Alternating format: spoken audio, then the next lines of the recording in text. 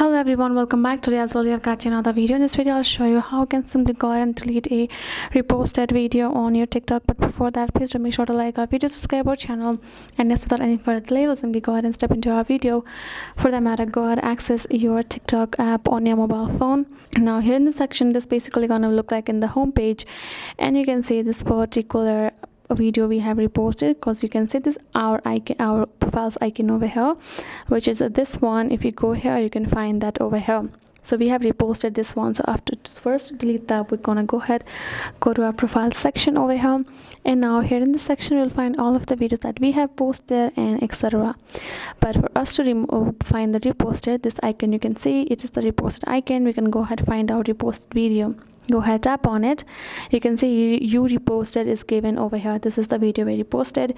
Now for us to delete that, we can simply go ahead, tap on the share icon below right corner, tap on this remove repost, go ahead, tap on this yellow icon, and your repost has been removed. You get the notification above. Now you're gonna go back to your account.